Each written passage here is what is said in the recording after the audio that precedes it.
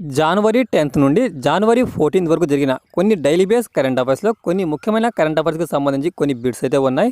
ఆ బిట్స్ అన్నిటినీ ఇప్పుడు మనం వీడియోలో అయితే ఎక్స్ప్లెయిన్ చేసుకుందాం. ఎవరైతే అభ్యర్థులు టీఎస్పీసీ, ఏపీపీఎస్సీ ఇతర గ్రూప్స్ ఉద్యోగాలకు ప్రిపేర్ అవుతున్నారో వాళ్ళందరికీ ఉపయోగపడే విధంగా మన ఛానల్లో కరెంట్ అఫైర్స్కి సంబంధించి ప్రతిరోజు వీడియోస్ అయితే వస్తుంటాయి. ఎవరైతే అభ్యర్థులు ఈ యొక్క ప్రిపరేషన్ అయితే స్టార్ట్ చేస్తారో తప్పనిసరిగా మన యొక్క ఛానల్ని ఫాలో అయితే అవ్వండి. కేంద్ర క్రీడా మంత్రి అనురాగ్ ఠాగూర్ బీచ్ గేమ్స్ను ఎక్కడ ప్రారంభించారు? కేంద్ర క్రీడా మంత్రి అనురాగ్ ఠాగూర్ బీచ్ గేమ్స్ను ఎక్కడ ప్రారంభించారు? Answer Ghoghla beach. వివరణ: కేంద్ర పాలిత ప్రాంతమైన డయ్యూలోని ఘోగ్లా బీచ్లో ఏర్పాటు చేసిన బీచ్ గేమ్స్ను కేంద్ర క్రీడల మంత్రి అనురాగ్ ఠాగూర్ ప్రారంభించారు. ఈ సందర్భంగా ఆయన మాట్లాడుతూ క్రీడల వల్ల దేశంలోని ఇతర రాష్ట్రాలు, కేంద్ర పాలిత ప్రాంతాల్లో కూడా బీచ్ గేమ్స్ ప్రచారంలోకి వస్తుందని అన్నారు. ఇటీవల జిఐ ట్యాగ్ను పొందిన కడియాల్ చీరలు ఏ రాష్ట్రానికి చెందినవి? ఇటీవల జిఐ ట్యాగ్ పొందిన కడియాల్ చీరలు ఏ రాష్ట్రానికి చెందినది?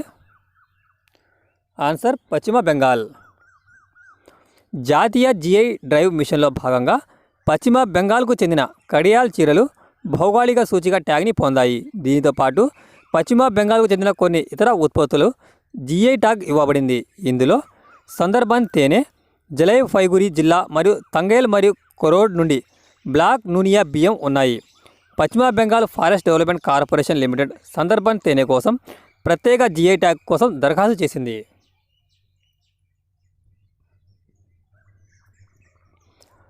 ఒడిశాకు చెందిన ఏ క్రికెటర్ను భారత క్రికెట్ కంట్రోల్ బోర్డు 2 ఏళ్ల పాటు నిషేధం విధించింది? ఒడిశాకు చెందిన ఏ క్రికెటర్ను భారత క్రికెట్ కంట్రోల్ బోర్డు 2 ఏళ్ల పాటు నిషేధాన్ని విధించింది? ఆన్సర్ సుమిత్ శర్మ. ఒడిశా క్రికెటర్ సుమిత్ శర్మపై భారత క్రికెట్ నియంత్రణ మండలి బీసీసీఐ 2 ఏళ్ల పాటు నిషేధాన్ని విధించింది. బహుళ జనన ధృవీకరణ పత్రాలు ఇచ్చినందుకు సుమిత్ శర్మపై ఈ నిషేధం విధించబడింది. ఈ సీజన్లో తన మొదటి రంజీ ట్రోఫీ మ్యాచ్ ఆడేందుకు శర్మ జట్టుతో కలిసి బరోడా వెళ్ళాడు. అక్కడ పాలక మండలి క్రమశిక్షణ కమిటీ అతనిపై సస్పెన్షన్ లేఖను అందజేసింది.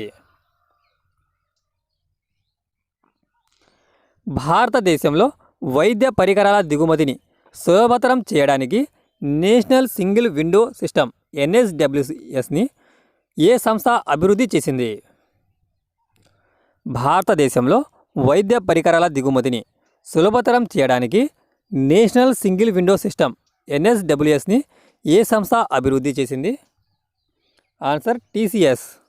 వివరణ: భారతదేశంలో వైద్య పరికరాల దిగుమతులను సులభతరం చేయడానికి నేషనల్ సింగిల్ విండో సిస్టమ్ NSWSను టాటా కన్సల్టెంటింగ్ సర్వీసెస్ TCS అభివృద్ధి చేసింది.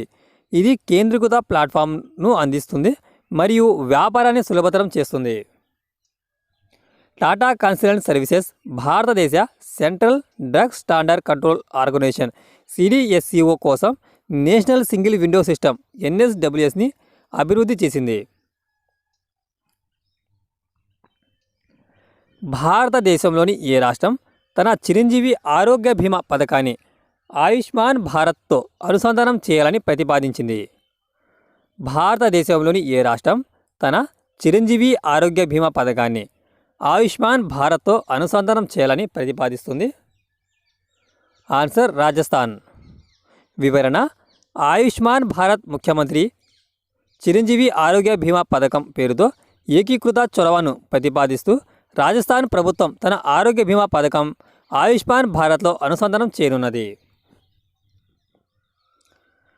స్వచ్ఛ సర్వేక్షణ్ 2023లో 1,00,000 కంటే ఎక్కువ జనాభా ఉన్న కేటగిరీలో క్లీనెస్ట్ సిటీ అవార్డును అందుకున్న నగరాలు ఏవి? స్వచ్ఛ సర్వేక్షణ్ 2023లో 1,00,000 కంటే ఎక్కువ జనాభా ఉన్న కేటగిరీలలో క్లీనెస్ట్ సిటీ అవార్డును అందుకున్న నగరాలు ఏవి? ఆన్సర్ సూరత్ మరియు ఇండోర్. స్వచ్ఛ సర్వేక్షణ్ అవార్డ్ 2023లో ఇండోర్ మరియు సూరత్ దేశంలోని పరిశుభ్రమైన నగరాల అవార్డును 1,00,000కు పైగా జనాభా విభాగాలు పొందాయి. ఇండోర్ వరుసగా 7వసారి ఈ అవార్డును అందుకుంది. ఈ విభాగంలో నవీ ముంబైకి 3వ స్థానం లభించింది.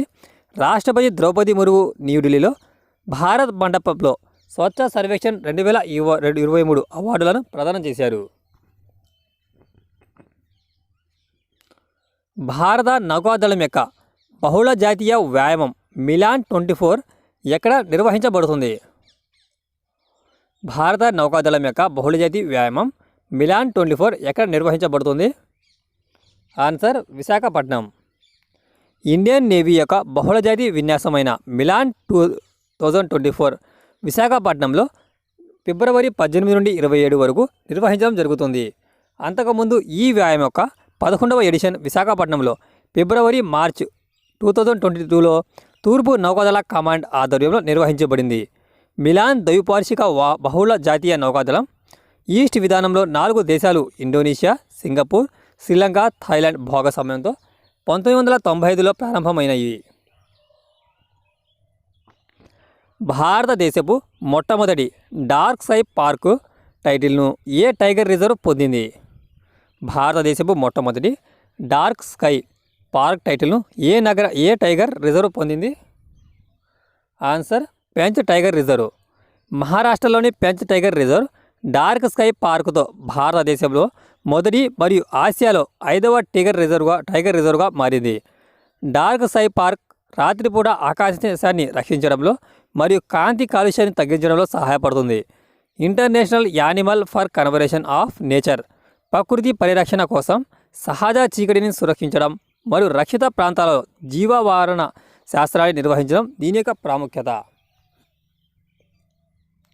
ఇది ఫ్రెండ్స్, ఈ వీడియో కనుక మీకు యూస్ఫుల్గా ఉంటే తప్పనిసరిగా వీడియోను లైక్ అయితే చేయండి. అదేవిధంగా మీ ఫ్రెండ్ సర్కిల్లో ఎవరైనా ఈ గ్రూప్స్ అదేవిధంగా ఇతర పోటీ పరీక్షలకు ఎవరైనా ప్రిపేర్ అవుతుంటే తప్పనిసరిగా మన యొక్క ఛానల్ని వాళ్ళ వరకు షేర్ చేయండి. డైలీ బేస్ జరిగే కరెంట్ అఫైర్స్లో కొన్ని ముఖ్యమైన కరెంట్ అఫైర్స్కి సంబంధించి ప్రతిరోజు మన ఛానల్లో వీడియోస్ అయితే వస్తుంటాయి.